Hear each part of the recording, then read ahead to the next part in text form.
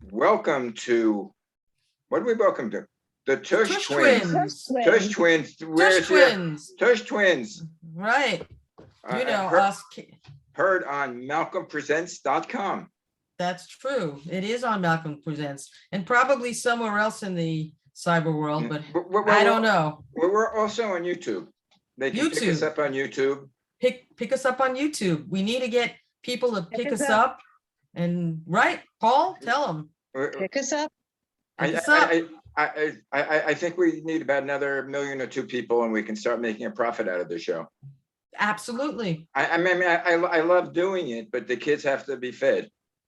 Yeah, Paul, we got to get the troops out. All right. Well, I'm sending it to everyone. All right, we got to send it to the millions out there. Well, you also have to get your damn computer fixed, because we started this before and we had to end it because Paul is now you're freezing. Not me. I'm freezing. Me. Oh, now you're freezing. Yep, again. you have frozen.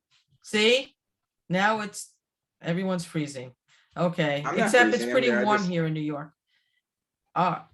So here we are in the Tush Twin world, and the Tush Twin world over here, and it's a fun world. Okay, well, let's speed the thing up. What are we talking about today?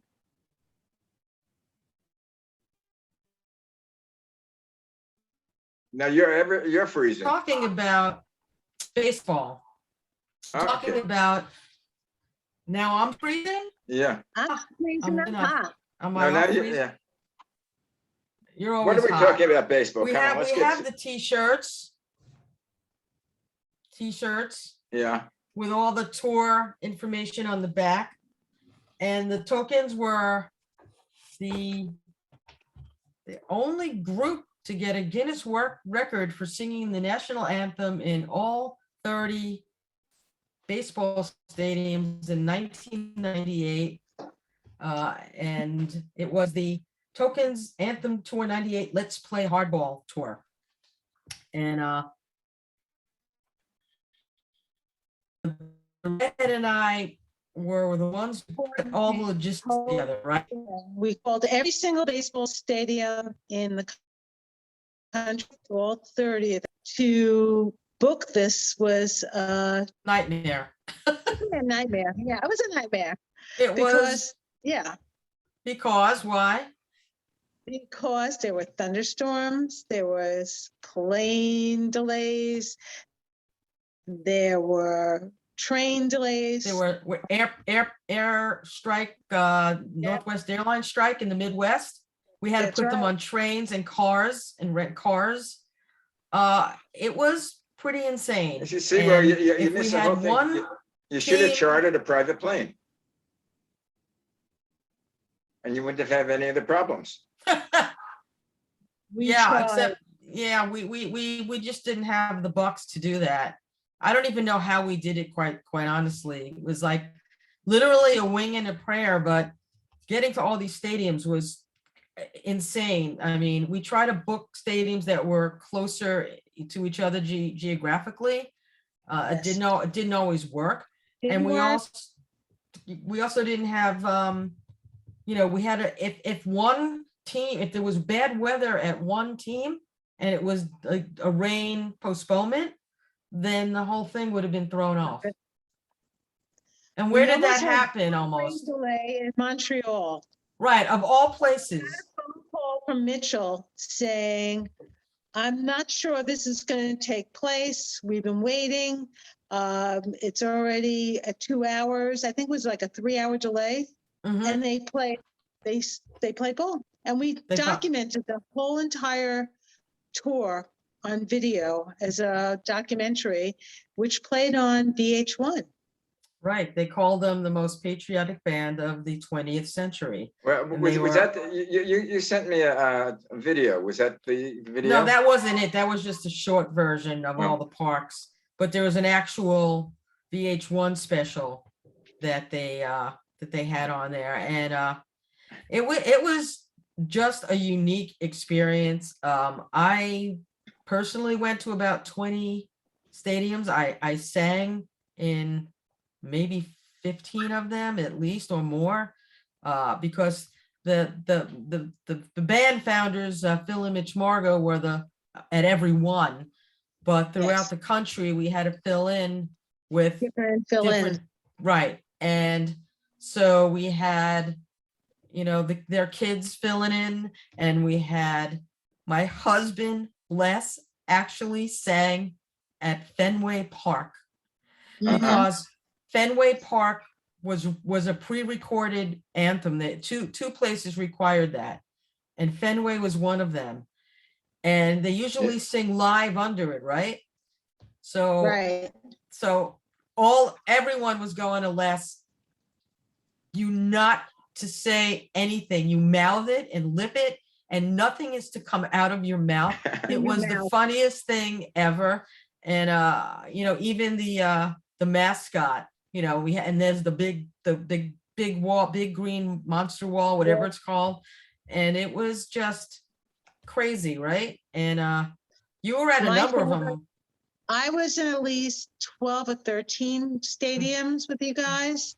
Right. My favorite, of course, was Shea Stadium at the time. Right. It was not Citi Field yet. It wasn't Citi Field yet. It was Shea Stadium. I got dirt from the mound. I still have it in my cup. I have to find somewhere. It was the most amazing thing for me to be at Shea Stadium on the field, and then talking to Mr. Med after. Right. I was Mr. Med. My son was 10 at the time, and he thought it was kind of normal unless you're a child of the baseball players, the odds of you going to all those stadiums, in the dugouts, in the locker rooms, and in areas you would never go, and meeting players was not a usual thing, right? I got a few of them flirting with me, but my favorite story is at Yankee Stadium. Yeah. You guys walked ahead, and they told us, when you're going through the tunnels there, if you see Mr. Steinbrenner, do not talk to him, don't look at him, keep walking. Right. Well, Dennis and I were walking behind them, and I saw Mr. Steinbrenner, and I went, hello, how are you? And he stopped and talked to me. He was so charming and so cute. Did you say hello, George? Are you there? Yeah. Hello, George. Hello, George. Costanza? Yeah, I'm here. Yeah, we're there. We're zipping in and out, so sort of. But we were told, like, every time you went to a stadium, that there's a person in charge who takes you around, and they take you to the locker rooms. They tell you what the procedure is. You go through the area that takes you to the dugout.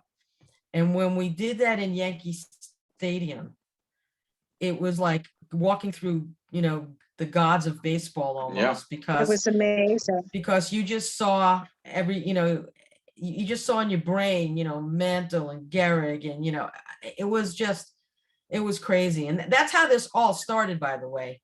The guys were asked to sing the anthem at a CBS FM celebrity softball game, and they was not at the game itself. They were going to sing the anthem for the opening of the Yankee game, but they were the station, the Joe McCoy, who was the head of CBS, called Phil and said, and Joe, and he said, yeah, you guys do the anthem. We'll they didn't pay, obviously, to do it, but they paid for them to come in, and they said, sure. So Mitch, he did a whole, he did the whole thing in terms of making sure everyone had the right parts, and the rendition was awesome, and they won that year. It was just 1996. They won the World Series, and baseball teams, they get superstitious. I mean, they wear the same socks for 100 days, things like that, and so they asked them to keep coming back. So obviously we knew people, so we were able to book them in 1998, but calling all the teams and trying to get them. Logistically, that wasn't the easiest thing to do. No. Because some of the people, the back office, thought we were nuts and who the hell are we? Right. And then when we did book them, some of the teams were so gracious and wonderful. And some not put so the much. P in putts. Right. The guys did a list of the stadiums, and it went by strikes. And, Mhm. you know, if you didn't get any strikes, you were a good team. If you got one or two, okay. If you got three strikes, you're out. You're out. Okay, the team that was the winner was St. Louis. They treated them like literal royalty and put them Yes. up and fed everybody. And I saw Mark McGuire hit his 41st home run. That was the year that McGuire and Sosa, until we knew, Yes, we're going they crap. were all on steroids. That was right. You saw that. Yeah. And Cal Ripken, I mean, at Shea, Well, we went to the last game of Cal Right. Ripken right, was his iron streak was that was the last game. game he played Yeah. in. Yep. Did you get That was- autographs? They played the Yankees, and they played We the got- Yankees that day. We got autographs. We got game balls. My son got to run around bases in the Houston Astros were like number 2, believe it or not, and because they were gracious and they had the best sound guy. You know, when you sing in the park, there's a reverberation, and you don't hear your voice. It could be a 3 to 5 second delay. And believe me, I did it a lot, at least 15 or more times. And some of the only one that figured out how to make that not happen was the Houston Astros. You know, it's Spaceland. So the guy, he used the monitors in the ear for the people who have, you know, are hard of hearing and have difficulty. And you can ask if you want for this apparatus to do it. You can do it in some movies. And each one of us had our own separate monitor, and it came out great. And that was the Astrodome. Now the Astrodome is gone. The field in Milwaukee, gone. Now, You know, I wonder if that's the same guy Shea that cheated Stadium, on the signals. Gone. I don't know. The Dodgers weren't happy about that. And I Right, don't right. blame them. But you're talking about the reverb at Yankee Stadium. That's that famous speech by Lou Lou Gehrig. Gehrig. Yep. And that was the reverb. You knew and you had to kind of adjust to it, you know, and it was, you know, each stadium, you know, we visited the country. We saw cities all over the country. Okay, I mean, now the question is, did you have the words, or did you remember all the words? You ever of screw up? course. No. How do you screw up the anthem? Oh, okay. How do you screw up the No, anthem? A Yeah. lot of people do. We had a 4-part we harmony never at know the every word end. for it. What? My favorite part of the Anthem tour was going to Tropicana Stadium and asking for Tropicana orange juice. Except they didn't have any. We don't have Tropicana orange juice here. I said, what's the name of the stadium? And they go, Tropicana. And what does Tropicana do? Orange juice. So Tropicana orange juice. May I have a Right. cup, please? They Right. said, no, we have ginger ale. You know. Well, and in the they took us up to in Fenway. They took us up, and we went into the back office, and they asked like, what did we want?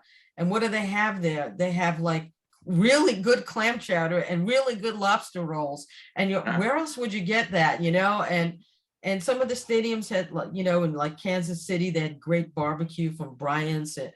Well, we got Bryant's. I don't know if they had it there. And we got a taste of all the, you know, the cities and all the places. And my son met, you know, he when we went to, they were also nice too, believe me. Texas actually was really nice. The Texas Rangers, it was 110 degrees that weekend when we were doing Houston and Texas. I don't think you were there on that one, Paul. Yeah. And so Thank Randy Johnson was on the Rangers at the time, and we were out there at batting practice watching, you know, everything. And Randy Johnson sees my son, and we just asked if Elon could just get his autograph, and he comes over. He literally is giant. It was about 6'8", 6'7" or something. He's He's 6'7", a 6'8". portable skyscraper and thin, big, tall, and thin.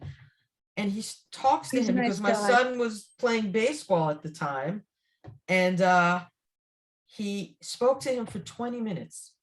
20 minutes, and my son, he didn't know what to do. He was just so, you know, so excited. And and getting the game balls after the games too, like the umps would toss them the ball and running around. It was really, really something. And we just had pretty much an amazing time. But again, we were really scared about team. Who was the worst team we went to? San Diego Padres. Because they put the P in putts. Because they made them change in the bathroom. Mm-hmm. There was not one stadium that didn't treat them right, but they said you can change in the bathroom. And Phil was like, you know, Phil was like, what the hell? He taked every little piece of it. Yep. And it was, they had, we had the guy who was the head of St. Louis, his name was Marty, and he brought us into his office, and there was memorabilia of everything. And he gave again my son this like giant bag with like every St. Louis thing, cap, shirt, bats, mascots, I mean, it was crazy. And a lot of them did that too. When I went to, was it the Astros or the Rangers? Where did Nolan Ryan wind up pitching? The Rangers. Okay, again, the Rangers. It was around my birthday. And he knew it was my birthday, and he gave me a signed Nolan Ryan baseball. I didn't even ask. I mean, they gave us a lot of signed. We have a lot of signed things. Do you have a trophy room in the house where you have all these displayed? They're actually, I wouldn't even tell you where they are. They're in my dresser. I mean, you think I would get them put in nice things, right? Yeah. We also did the Baseball Hall of Fame. Remember? Yeah, oh, that was amazing. Singing on the steps of the Baseball Hall of Fame, and it was just like, I mean, it was just something like magical. Just by the way, who's the commissioner back then? Do you remember? No, I'd have to look it up. I don't know. I remember in Atlanta, I needed to use the restroom, and so I asked our person who, they had a liaison for us all the time where I can go. So she goes, go into the Atlanta dugout and go down the stair and go, but don't go down the second stair. Just go to this on the bathrooms on the right, because that's where Ted Turner and Jane Fonda would go. So I couldn't go for it because he owned part of the Braves or something. Yeah, he owned it. Right. So I didn't see him there with her, but they told me I had to be really careful. They weren't sure if they were there or couldn't tell me if they were there, but they let me use the bathroom, which is kind of funny. Yeah, it could be funny if you went to the bathroom and Jane was on the pot. Yeah, I don't know. I love her now, so loved her then. She's still one of my favorites. She's got gumption. She definitely has gumption. So, well, guys, the commissioner was Bud Selig. Okay. Bud Selig, was it okay. Bud Selig?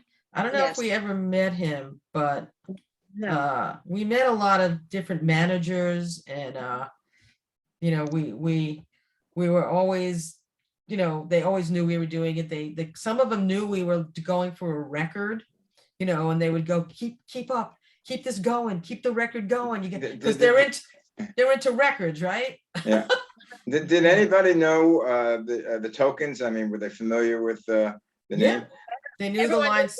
Sleeps Tonight. Well, yeah. Well, you mentioned Alliance Sleeps Tonight. Everybody knows, but some people don't know it was the tokens that did it. Right. That's true. That's a true statement. But a lot of people thought the tokens were a black group. Yeah. Aren't they? Yeah, they are. Deep in their heart. Right. Because But by the way, for people who don't know, I do a show with her brother Phil Margo, who is one of the originators of the tokens, and I used to do a show with Phil and his brother Mitch, right, years ago on radio. Right. But they always introduced us or them, and they would say, the Lion Sleeps Tonight in the introduction, so everyone, or they sometimes would put it on the jumbotron. The worst jumbotron was the field that I don't know, it was the Brewers field, and they were building the beautiful stadium right across, but the field that we were in was just the Jumbotron was like, you couldn't even read. It was like blacked out at points, so you couldn't even see. Some of the stadiums really needed to be replaced, and they And it they was were. just, a lot of them were. A lot of them are new corporate stadiums, and Yeah. they just, but it was, the big thing was getting through the Northwest airline strike, as we said before, and making sure they got to the places on time. And it was sometimes last second that they would get there, right? Very last second. It So was did just- you get to all of, you got to all of them that year? Yeah, all of 30 stadiums in one season. Guinness Right. Book of Records still has not been broken. Ah. no one's done it. No one's done it Nope. since. Are you gonna plan a basketball tour next year? I don't I know. wish. I Because doubt it, but if you're talking about tall guys, I don't know. I remember I used to, not Staples, but the Forum. I had, Right. I had season tickets, so it was I had tickets to the Forum Club. Now, after the game, all the ball players would meet there. And if you ever feel like a baby, I mean, these guys are 6'7", the small guys are 6'5", and I'm just shade under 6 foot. And all these guys are meeting their friends, talking, and I'm standing like in the middle. Oh my God. you're like a Lilliputian. And they're all skinny. I mean, you Right, don't right. realize how thin some of them are, except like one time I got next to Will Chamberlain, forget about it. Yeah, Whoa. that's a whole different He's a thing. Big person.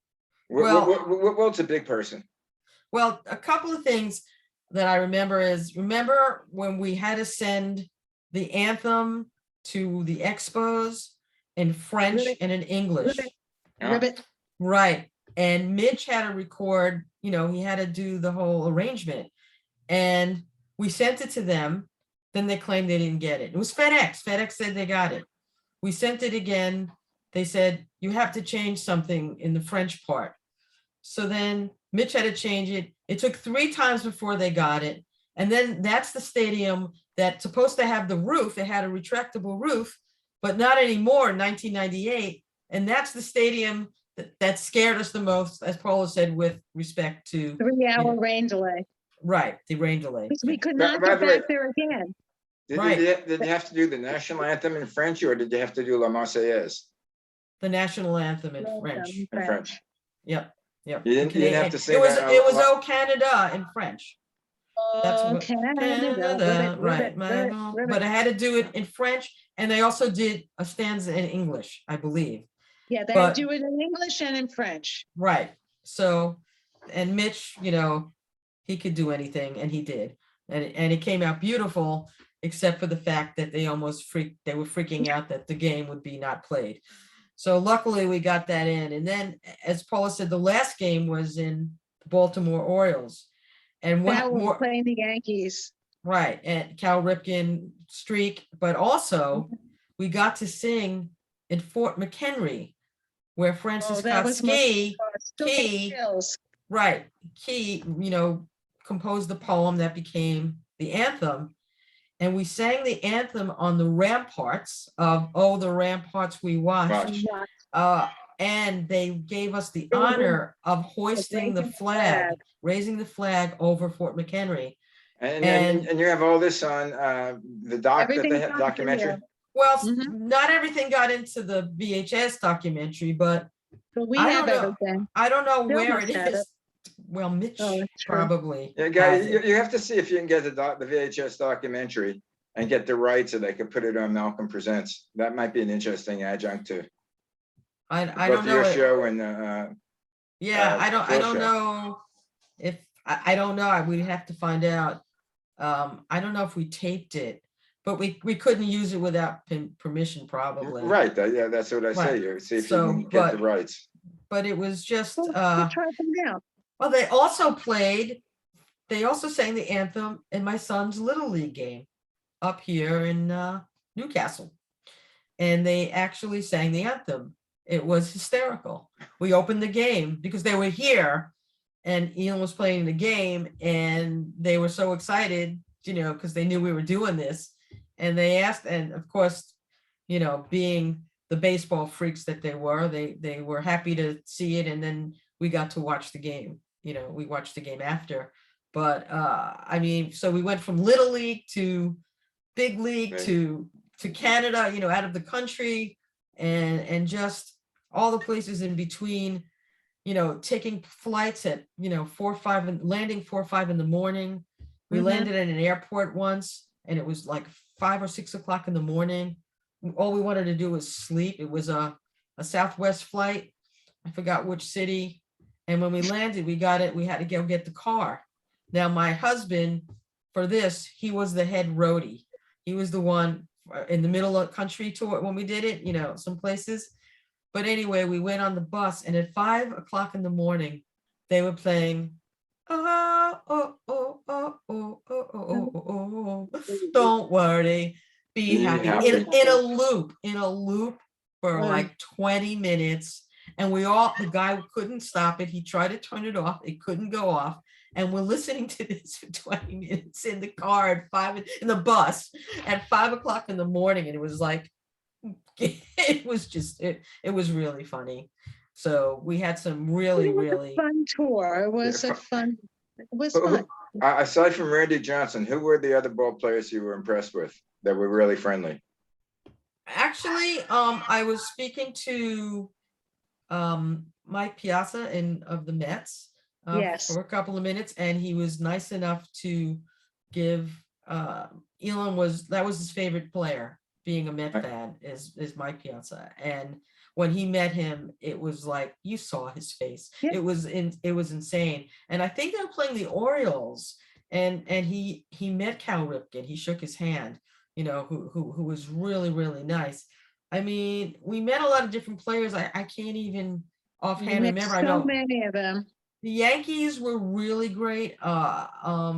We got, that was the era of, Pettit and Mhm. Jeter When and Jeter was there and Martino Martinez and Bernie Williams, and they all signed the ball for Elam. We have a ball with all the like the top, the six, and who was the catcher again? the one that got killed, or No. The catcher during that era. Why am I blitzing out his name? I know, I can't think. He all was these so names. much part of the team. I think he signed it too. And they were really, really nice. We got other players and other. you gotta take that to the pawn shop. That No. series that's on. Yeah, I love that show. Oh Yeah. my God. It's one Yeah, of my favorite no. shows. They ain't getting my balls. They're not getting your balls. I don't have any. I don't have any, but I have baseballs, signed baseballs. I really have to go through finding all of them. Yeah, you because- got to organize that and put it I in a mean, collection. I just threw stuff in a drawer. I don't even know where half of it is. But we did have pretty cool things. And again, also the the Sosa McGuire home run derby going on between them. They were matching home run for home run. And when we were at St. Louis, we saw McGuire hit his 41st home run. And there were 50,000 people in the stadium, all light bulbs flashing at one time. I have never witnessed so many flashes in my life. If you were epileptic in that place, you were in big trouble. I have never seen as much of that in my life. And then when we saw Sosa, I think it was in Houston, a few days later, whatever it was, he hit his 41st also. So we saw both of them hit their 41st, yet both of them, I think, were touched by the steroid issue. Yeah. And I think now that their home runs are asterisk, although Barry Bonds used steroids and his, he should have an This is an asterisk. asterisk Yeah. too. Should be, right? But I don't know. No matter how big I am, McGuire baseball card, You his have a rookie Mc- card, and back then it was worth like $10,000. Now it's worth 10 cents. Yeah. well, Barry he Bonds. get- No, No, McGuire. McGuire. Well, we Yeah, I thought don't for care. sure. I don't care how big he is. It's still, how much he did steroids. It's still hard to hit a fastball. This is also Yeah. true, but when you're juiced, it gives you extra power and extra, Yeah, but it takes a hand-eye coordination to hit the damn thing. I don't care how strong you are. I mean, you get Arnold Right. Schwarzenegger up there, he's gonna, in his heyday, he'll strike out. He doesn't have that hand-eye coordination. I think Right. you know, I've been a baseball fan for all my life, and I think one time I heard and I used to go like the Bataway. I don't know if you guys have ever been to Bataways, you know, where they pitch to you and the different speeds that they No. pitch, the machines. No, I haven't. They have I've been this seen city. machines, but not the, And they have different speeds. Like if it's 70 miles an hour, forget about it. You know, the ball goes right past me. right. You have to have that hand-eye coordination. Now, I remember one time when I was, you know, I think I heard an interview with Ted Williams. I don't know if you both heard the name Ted Oh, I've heard Williams. of Ted Williams, but I don't think it Ted was our Williams was era. the last major leaguer to hit over 400. That was like the. Right, right. It was a streak. But they asked him one time. They said, "How can you tell the difference between a fastball and a curveball?" And his answer was, "Well, when it leaves the pitcher's hands, I see the way the stitches go." He saw the stitches That's when the ball left the incredible. pitcher's I hand. know, because it spins a certain way. Right. It'll either go this way Right. or it'll go this way. And that's how he knew how the pitch was. Right. But when during World War II, he was an Air Force pilot or Army Yes. pilot, and he had like 20/10 vision. I mean, it was abnormal. Right. I mean, it's amazing when you think of how they even connect with the pitchers pitching now 100 miles an hour, some of them. I mean, I think DeGrom pitches so fast that he gets injured. You know, his arm gets screwed up. And every season, the Mets fans, which is me and the redhead, we're crying. You know, it's like, what's going on with you guys? I have my You know, jersey, just But- like crying. Yeah, but with the fastball, it's not only how fast you pitch it. Of course, there are a lot because a good batter can time it. I mean, guys, you know how they hit a 100-mile-an-hour fastball. I have no idea, but they can time it. But at what action that does the ball do? Because Yeah. sometimes the fastballs dip one way, dip another way. There's a whole science. Well, also concurrent to our trying to get this out in the press, the whole, you know, tour, Clinton and Lewinsky were making the headlines. Yep. And we were invited to a dinner in Dallas. And we couldn't really say much, but we were really holding our tongues as to what was going on at that dinner. It was at some really some high end, you know, party person, and we really all we wanted to do was get out of there. I don't know if we were doing it as a favor to someone. I don't remember what the whole thing was, but all I know is we just wanted to get out. What happened at the dinner? The conversation went into, you know, you don't really want to get political if you can avoid it, and it started to get political in a nasty way, and we just decided to just peace out. But anyway, guys, talking about peace out, our time is up. Ooh. Before Believe it we or go, not. vaccine, wait 1 second. Before we go, unfortunately, the show is about baseball, but it really wasn't supposed to. And because of the mix up for Right. the Zoom, we had 2 guests coming on, and we're going to have to postpone it. It was supposed to be Cheryl and Melanie again, and it was supposed to be a little surprise for you. So Yeah, I we- apologize for this. What? We were going to pop it up during the show. I was going to admit them Yeah. in the middle of the show. Because Get out. Did you yeah, get in because touch with them? it's your Yes, birthday. I'm It in was your touch. birthday. It was your Oh. birthday. Yes, happy birthday, belated Happy birthday, again. belated. Damn. Randy said she couldn't make it this time, but she sent Oh. her love. But I know Did you Cheryl and get Mel. did you get back in touch with them? Yeah, yes, I did. I tried to reach out to them during this to get them to use the.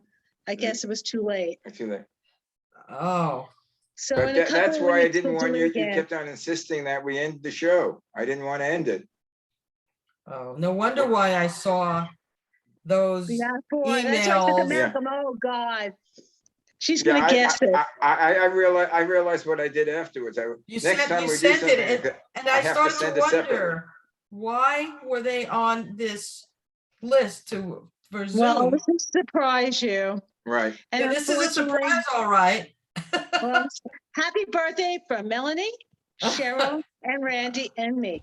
Oh, me. great. That's the And Brooklyn Falco. girls, man. Anyway, BB. we have to have them all on next week, or some week. Well, next week we're doing, actually, we have a guest on from Playboy, another bunny. Her name is Cheryl also. And she's coming on as a guest next Are week. you gonna wear your bunny outfit? I'm gonna wear my ears and tail. Not your top? And I have a special shirt. Oh, Okay. God. We are We're- in such deep trouble. We're looking forward to it. I have to, And this is also involves Maxine, how she met Cheryl and how Maxine used to go to the Playboy Club and involved Oh with my everybody. God. And yeah, and the famous bathroom story of this crazy ass woman. I'm looking forward to it. In the Yeah. meantime, guys, have a Well, great we week. gotta get Melanie and Cheryl back. We'll get So that in a couple of weeks. are you gonna get in touch with them? I'll get in touch with them again. Oh, man. I'll Did you get I'm in touch with sorry. them? Get in touch with them now so they know what happened. Yeah, I Okay. will. And call them Yeah, right now. because what I thought, I sent it to them, but they might have gone on to the first link. And They it says, probably and did. it said, and it would say host is in the middle of a show. And they didn't go to the Well, second link. I sent them another link, but they didn't get in. Oh, All okay, right. guys. Well, All send them another email so they know, Peace That- out, man. That's reality. For the Tush twins. Tush Bye, Tush twins. Twins. Bye. See you Okay. next week. See you next week. Shalom. Shalom, ta-ta.